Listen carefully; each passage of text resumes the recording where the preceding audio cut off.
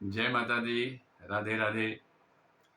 आइए भक्तों, हम लोग थोड़ी चर्चा, जो पितृपक्ष चल रहा है और 2 अक्टूबर को जो पितृ विसर्जन का कार्यक्रम है, उसके बारे में थोड़ी चर्चा करते हैं। पितृ विसर्जन, क्योंकि ये जो हमारा अश्विनी मास है, अश्विनी मास का कृष्ण पक्ष, जिसमें हमारे सारे पितृ जो पितृलोक से मृत्यु लोक पर वहां से भेजे जाते हैं और वो सारे पितृ अपने अपने परिजनों के घरों में के सामने जाकर के खड़े होते हैं, इस आशा के साथ कि उनको वहां से कुछ खाने को मिलेगा, कुछ पीने को मिलेगा। और जब वो उनको वहां से नहीं मिलता है, तो आखिरी दिन जो पितृ विसर्जन का दिन होता है, उस दिन सायंकालीन तक वो अपने पूर्वजों के दरवाजे पर खड़े रहते हैं कि शायद आज मुझे कोई दे दे। लेकिन जब आखिरी दिन भी उनको नहीं मिलता है, तब वो श्राप दे करके चले जाते हैं, दुखी होते हैं। और अगर उनका मन दुखी हुआ, तो ईश्वर भी उसमें कुछ नहीं कर पाता है, क्योंकि ये भी मेरे देवता हैं। पितृ मेरे देवता हैं। पितृदेवो भव, मातृदेवो भव, ये देवता है। तो हम अपने पूर्वजों को देवता मान करके चलें, क्यों मेरे देवता हैं। इस श्रद्धा और विश्वास के साथ उनकी सेवा इस पितृपक्ष में करनी चाहिए।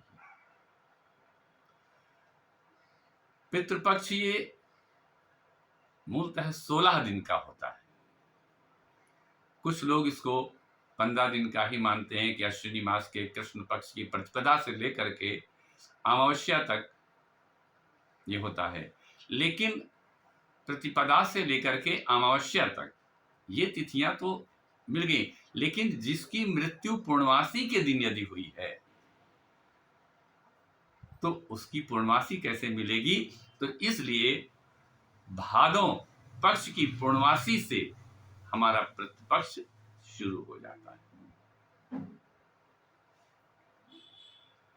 अब आइए हम बात करते हैं पितृ विसर्जन की।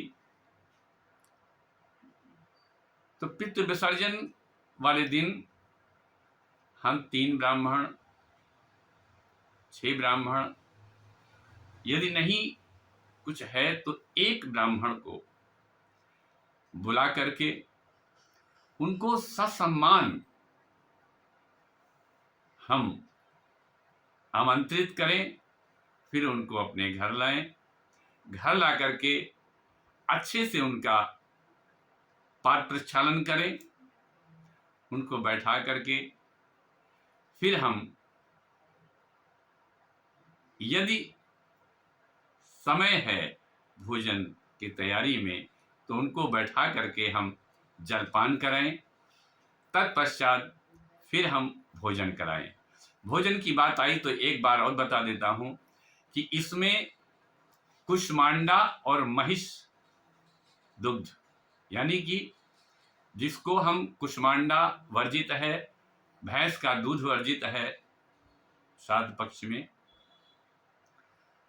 कुष्मांडा मतलब जिसको हम खबाहा कहते हैं, जिसका पेठा बनता है, तो ये इसमें वर्जित है। और भैंस की दूध का बना हुआ सामान भी वर्जित है। इसलिए यदि हम खीर आदि बनाएं तो वो गाय के दूध में ही बनाएं। अन्यथा ऐसा मिष्ठान हम बाजार से भी लेकर के आवें जो खोए का ना हो, इसलिए क्योंकि खोया पता नहीं किस गाय भैंस का है या गाय का, तो उसमें मुझे नहीं पता चल पाएगा। इसलिए हम वो मीठा लाएं जिसमें खोया न हो।